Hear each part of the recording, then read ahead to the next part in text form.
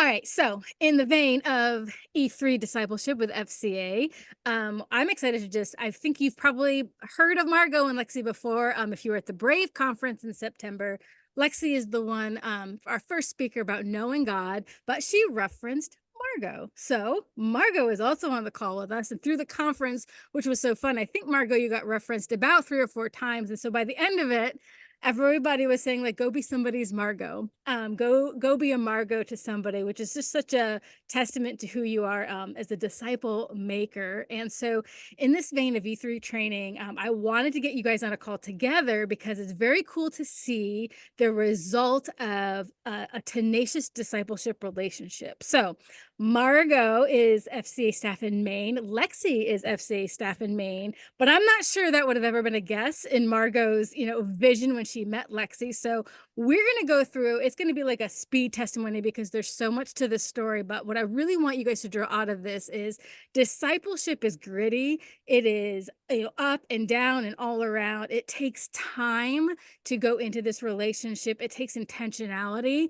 And this can be the result of just your obedience to Christ, and not only to go and tell, but to disciple, and that Jesus knows the result to this. So the results are Jesus, but the actions are ours. So Margot, I'm going to let you go first and just kind of be like how you met Lexi, and then what caught your heart about her that you're going to pursue this girl.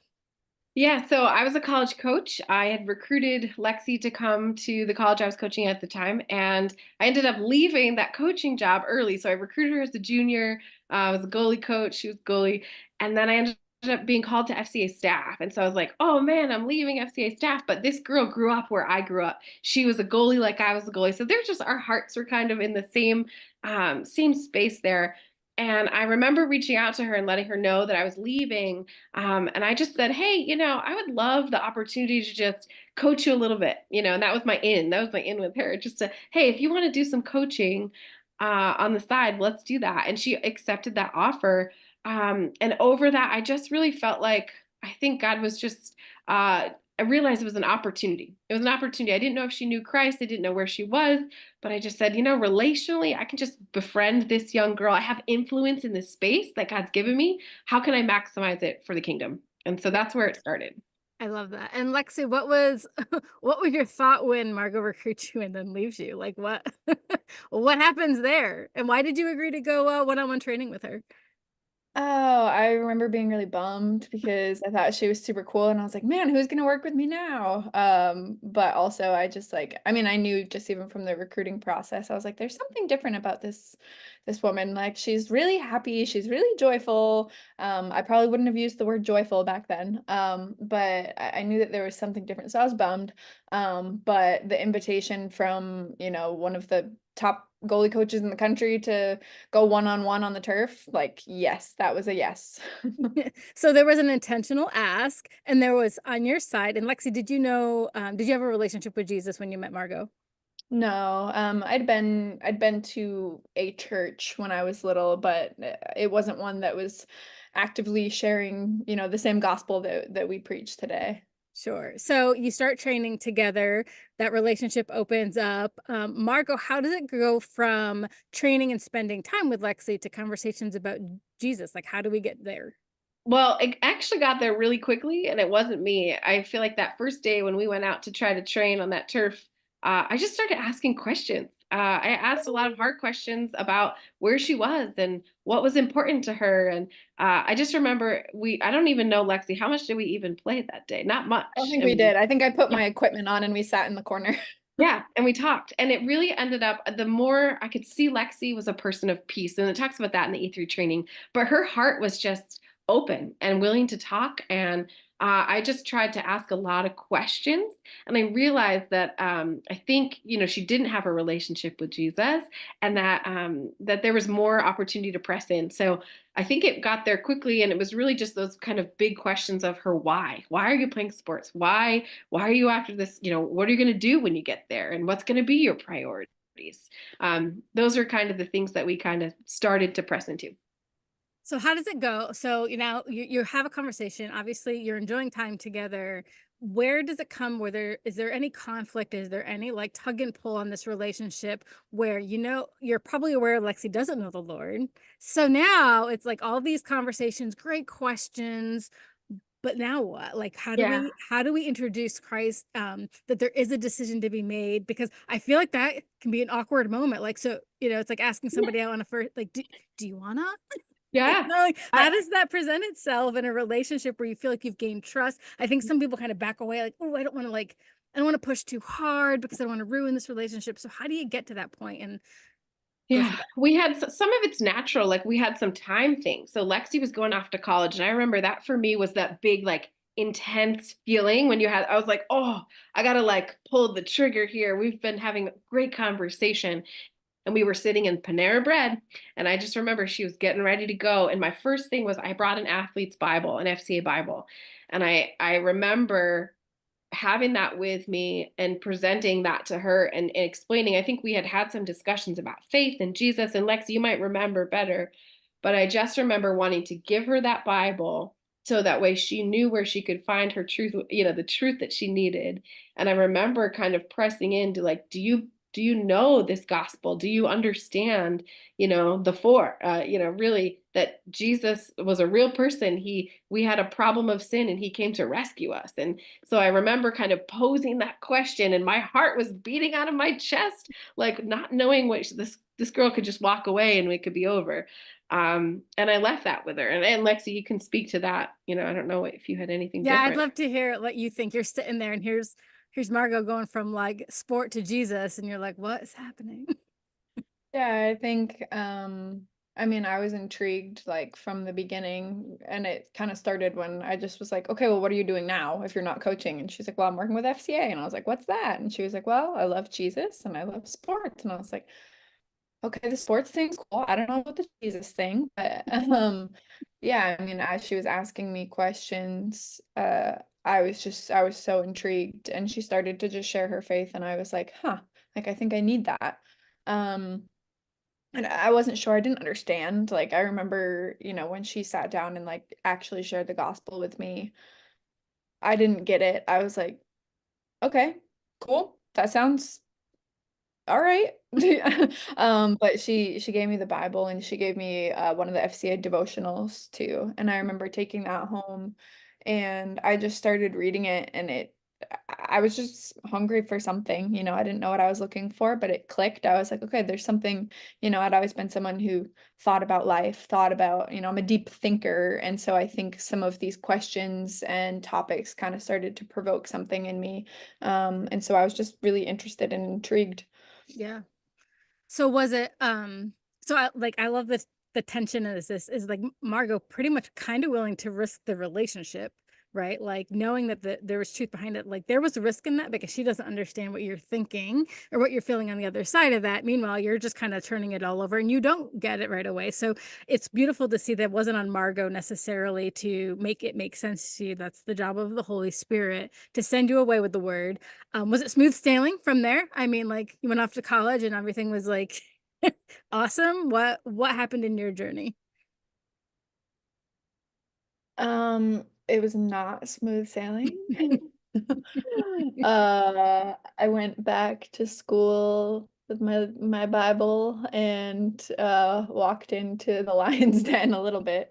Yeah. Um, just the environment of, Division One athletics and school and everything, just quickly came up against so many things, so many temptations, so many struggles, so many um just opportunities to go different directions. And I mean, I remember the tension was produced in me because some of the questions that she asked me initially were just like, what do you think is going to be the hardest thing for you when you go off to school? And I was like, well, parties, boys, making dumb decisions, doing all these things. And she was like, well, do you want to do those things? And I was like, at the core, I don't think I do. Um, and I just remember her saying, well, you don't have to. But as an athlete going into that environment where it's very much like, this is a part of our team culture, like this is what you do, you go out and you do these things, and it's, in a response, I think sometimes to the intensity of athletics, you make choices that you don't even know what you're doing in the moment. And so, yeah, it was like I had this little seed of the gospel in, in my mind and my heart, but also the temptation of everything swirling around me. And so I struggled a lot. Yeah. So Margot, during this time, are you aware that she's struggling? Like what? Because you Yeah. guys obviously stayed in contact. So what's going on Yeah. with you on your end while she's in this kind of Yeah. tense place? Well, I obviously knew. I came out of that environment. I was coaching in that environment. So I knew what she was going to face. And I remember my husband and I, he was also a part of this, but he told her it's going to be hard. It's not going to be easy when you go back. And I just knew she was struggling. I would reach out and I would call and I would text. And sometimes I would get a response and sometimes I wouldn't. And, I was a little worried about her. We'd pray a lot. And when I get her on the phone, we'd have some good dialogue, but then she'd be quiet sometimes on the other side when I'd ask her how she's doing. And I knew there was stuff that she was just struggling with and trying to be trying to figure it all out, trying to figure out where it all fits. And I Yeah. remember trying to connect her with other ministries or anyone who I knew was a Christian that someone could disciple her in person there. But I just prayed a lot and just pursued even when it was quiet. And that was really hard from a position where I really love Lexy. Like I grew to love her as like, just a really close friend. I just cared about her and just knowing how much she was struggling. But wasn't a lot I could do, from here other than pray and just keep pressing in. Yeah. Were you ever really discouraged? Yeah, I mean, there was a point I'll just tell you when I told my husband, I was like, she's not replying to my text message. She doesn't care about this faith thing. I just, my heart, it was hard on my heart because I was so deeply invested. And there came a point where I was like, should I just let her go? Like, what do I do here? What's the right thing? And I remember Seth telling me, he's like, don't, you just got to keep being there for her. You just got to keep showing up and wait and see. God's got her. He knows. And we just kept praying. And but it was hard emotionally because, at some point you're like, what am I doing? Is this worth the investment? Yeah. But just staying the course, knowing that doing that, God had positioned me in this season for this space and Yeah. just trusting. Yeah. Lexi, did you ever get mad at Margot? Oh yeah. Um, yeah. I mean, well, so like at this point, that we're talking about, I had like said yes that I wanted to like follow Jesus. I'd made that decision. I didn't fully understand it still, but I had, said yes, I want this. But then it got really hard like after that. And so I think that's really important to know, it's like sometimes you make the decision and then everything doesn't get better after that. Like sometimes it gets harder. Um and so to be able to walk with someone, and she tried to walk with me, like she walked with me so well, as best as she could. She would send me things in the mail, she would call me, she would come to my games, like drive to New Hampshire whenever she could. But I remember, just after probably months of reaching out to me, trying different things, sending people after me to like find me and try to help me, that she knew on campus. There was a point where she was just like truthful with me and she was kind of like, okay, Lexi, like you have a decision to make. You're either gonna do this, you're gonna follow Jesus or you're not. And like balls in your court pretty much. And I was just like mad. I was like, I'm hanging up the phone. I'm done. I don't want anything to do with any of this. And I just sat with that for a couple days. I think I love knowing that story now. So you pursued really hard. There's tension, there's discouragement, there's anger, there's hard truth bombs, there's resentment, you're ignoring her, you're chasing her. I mean, it's all of the things that discipleship is. Margot, was it worth it? Oh my gosh. I mean, now looking back, I can't imagine it any other way. Just seeing what God has done through that process, how he grew me, how he grew Lexy, the things that we both learned through that. And, obviously where Lexy is today, it was worth more than anything in my lifetime. I think this is one of my greatest joys. And knowing that it wasn't me, it was God, orchestrating it. But the greatest joy is to see someone walk out their calling and love Jesus and pursue him, which that's who Lexi is, and it's amazing to just be a part of that story. Like it's awesome. Disciples making disciples. So Lexi, give a little insight as to what you do now through church and FCA. What does life look like with you? Yeah. I mean, it was kind of like, I guess I'll say this first, like, to from that point where things got really hard, where it flipped around was that I realized I'd been just believing a lie, like that no one loved me, that I wasn't worth anything, that there was no purpose for my life.